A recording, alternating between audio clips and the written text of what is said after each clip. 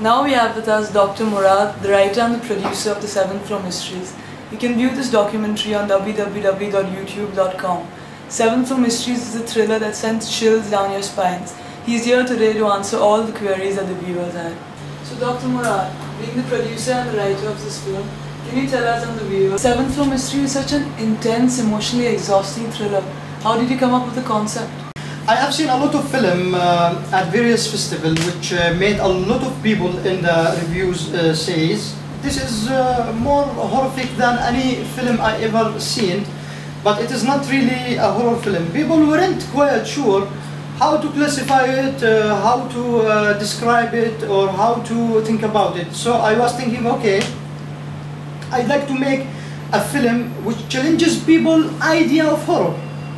As a producer, I prefer disturbing people rather than scaring people. Every horror film has a killer, so I was really thinking about how I could support the average killer in the average film. Eventually, I come up with a concept of the unseen. You know, there have been a few cases of this over the year. I read about it happening in Japan, Germany, Canada, and America, and I am sure there are many other examples of it. So I was just thinking, as a person walking in the middle of the night, gets attracted to some abnormal activities, which indirectly are the unseen people living on the 7th floor. So it kind of came from my drive to do something different. Once I put the idea of the unseen and their action, the character comes from there. Okay. Now, in addition to picking something different and portraying it in an extreme way, what influenced the narrative of the film? When I was finished the script, I was like, hey, it's actually a bit like going back to the early 70s with the video nasties, as called in the UK. Like Whisker Van, the last house of the left, and you know, I spit on your grave. They are social film with real people who undergo this dark, nasty situation, though I certainly did not watch anything like that. When I was writing or even shooting or editing, I guess in the term of editing, it was more the editing which it took from a view film which I like to watch before. So Dr. Morad, considering this is a horror film, how did you still shoot the first scene of the movie and keep the atmosphere so comfortable? And how do you feel when you see a video get so many reviews and views on YouTube? Well, I don't think it was comfortable for anyone, including myself.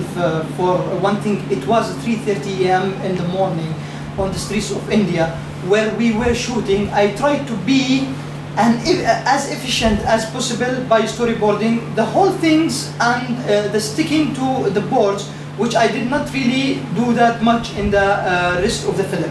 I am sure the experience was miserable for the actor, especially Bilal Khan, since he had to go to some pretty dark places to convey those scenes. Obviously, I'm very happy to receive a lot of comments about my film. It satisfies me that our team offered and the hard work result in creating something wonderful which the viewer appreciate.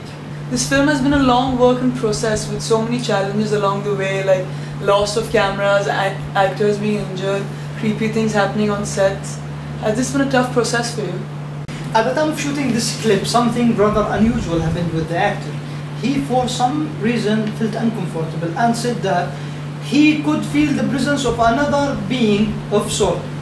I could also feel the presence of another which I never told the actor about it. So we have to stop the shooting for the night. After going home, I decided to have a quick look at the little amount of shooting that I have captured. And it chilled me to the bones to notice the clip contained the image of a person. He was never there with us.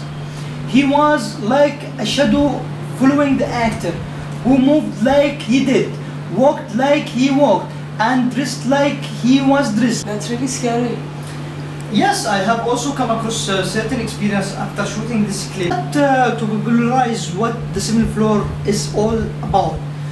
Despite all the happenings, I decided to continue shooting, and if there should be any strange happening, I am sure to capture it on tape, which I will show after the movie is complete. I know you shot the documentary on a very modest budget. So was there a lot of things that you wanted to do but you couldn't because of your limited budget? You know, I could easily spend more money on the 7th floor, but I did not want to. I have found in general, because it is an independent film, as frustrating as that can be at time, it always make me smarter as a filmmaker. I think if giving unlimited resources, I will tend to default to the more obvious solution. But if I am giving restrictions, it forces me to be smarter. And I think that the 7th floor was designed to be a smaller movie.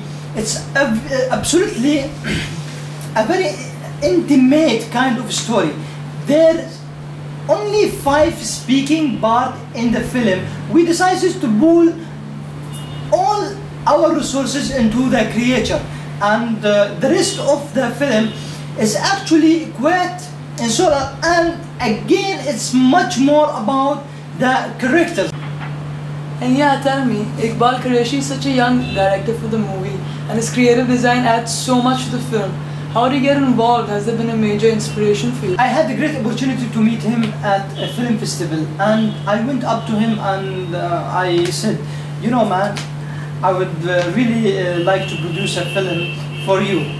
Iqbal is a very warm and friendly person. When I met him, immediately thought of the 7th floor, which was something I had kicking around, and he liked the script so much that he came on board. He is a wonderful director, and he has been extremely supportive.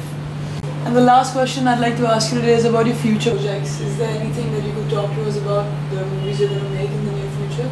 Yeah, at certain times it's necessary to develop and kind of juggle a few projects all at once.